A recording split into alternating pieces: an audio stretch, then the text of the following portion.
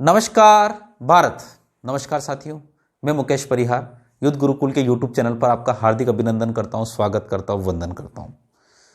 प्राथमिक शिक्षक पात्रता परीक्षा, प्राथमिक शिक्षक पात्रता परीक्षा, primary teacher eligibility test, link review 1। इसको अपन कई नाम से जानते हैं। एमपी टेट के नाम से बड़ा फेमस है आजकल। पुराना नाम था वर्ग 3, उससे भी पुराना नाम था संविदा वर्ग 3। आज भी इन नामों से जाना जाता है, परंतु सही ढंग से देखा जाए तो यह है प्राथमिक शिक्षक पात्रता परीक्षा। मध्य प्रदेश में 2011 के बाद अभी तक प्राथमिक शिक्षक पात्रता परीक्षा नहीं हुई है। मतलब आप सोचिए, लगभग 10 सालों का पूरा एक लंबा सा गैप हो चुका है। 2020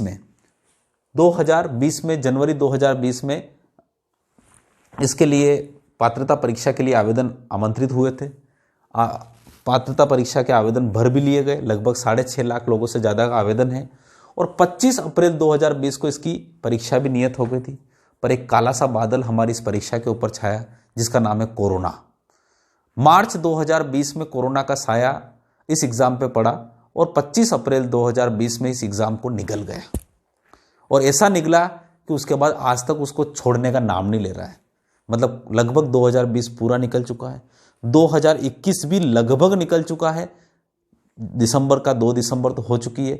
और अब कहीं ना कहीं हमारा एजुकेशन डिपार्टमेंट है, उसको अपनी मतलब कहीं ना कहीं उनको आभास हुआ है कि 2 साल निकल चुके हैं और 2 साल के बाद अगर एग्ज़ाम होती है तो उन कैंडिडेट का क्या होगा जिनका अभी हाल ही में डीएड कंप्लीट हुआ है, जो या डीएड के अंतिम साल में है। तो उनके लिए ये जीवन में फिर मौका क्या पता कब मिलेगा, क्योंकि अगर 10 साल में एग्ज़ाम होती है तो वो जीवन में शायद ओवर एज भी हो जाएंगे।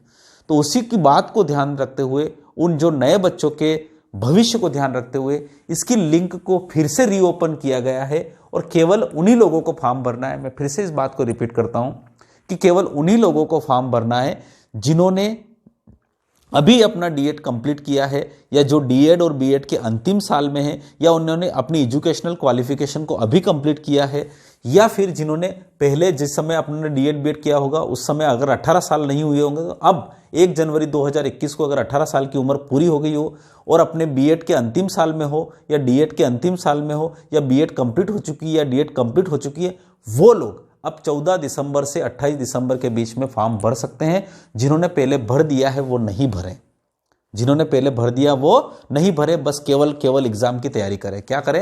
एग्जाम की तैयारी करें। तो ये बहुत ही एक बड़ा अवसर है हमारे लिए। तो एग्जाम मार्च 2022 में होगी जैसा कि संभावित है, और हम सब आशान्वित हैं कि एग्जाम 2022 मार्च 2022 में हो जाना चाहिए। नेगेटिव बिल्कुल ना सोचें, पॉजिटिव सोचें, सकारात्मक सोचें, परीक्षा की तैयारी करें।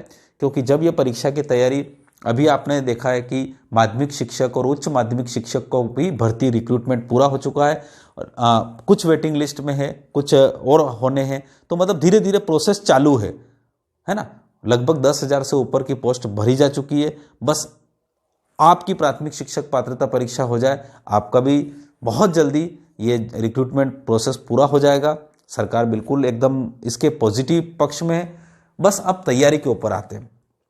ये सब तो चीज़ें हैं भाई, ये शादी तो भाई मार्च 2022 में होना है आपकी, परंतु उससे पहले जो आपको कार्ड छपवाना है वो 14/12 से 28/12 के बीच में है।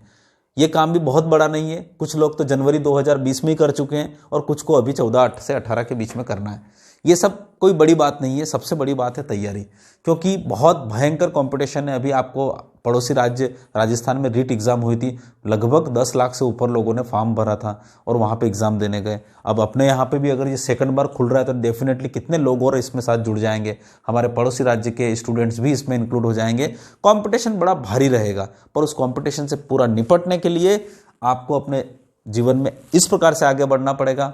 बाल विकास में जो है सबसे पहला सब्जेक्ट है और बहुत ही इंपॉर्टेंट और बहुत ही टफ सब्जेक्ट भी माना जाता है, चाइल्ड डेवलपमेंट। 30 क्वेश्चन 30 मार्क्स के रहेंगे। First language you can choose Hindi. Generally 99% के 100% लोग हिंदी ही चूज करते हैं। उसके बाद 30 क्वेश्चन और 30 मार्क्स का। सेकंड लैंग्वेज में जो इंग्लिश मीडियम वाले हैं वो जनरली इसमें इंग्लिश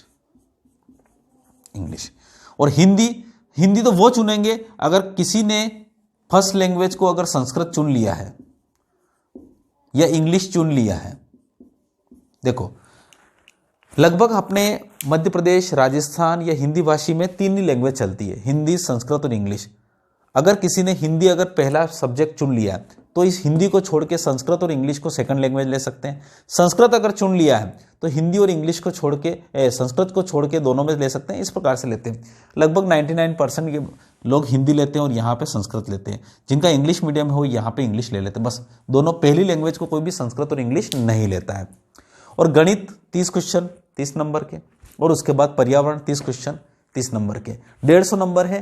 कंपटीशन टफ है साहब, 120 से ऊपर नंबर आपको लाना पड़ेंगे। अगर 120 नंबर से ऊपर अगर आप नहीं गए तो डेफिनेटली आपका जो सिलेक्शन ही नहीं हो पाएगा।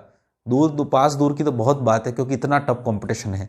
नंबर ऑफ पोस्ट डिक्लेयर नहीं की गई है, इसलिए हम सोचे कि नंबर ऑफ पोस्ट के बारे में भी असमंजस बना हुआ कि कितनी पोस्ट होगी। इसलिए अपना 100% एफर्ट के साथ इस एग्जाम में बैठे और तैयारी अभी से शुरू कर दे। मार्च आने में देर नहीं लगेगी। दिसंबर, जनवरी और फरवरी, now you have only 3 months only.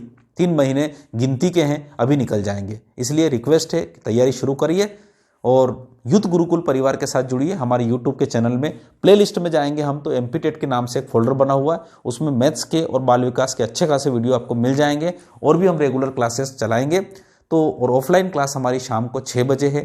बिल्कुल हमारे साथ जुड़े रहिएगा, सीट लिमिटेड है। Thank you so much. जय हिंद, जय भारत।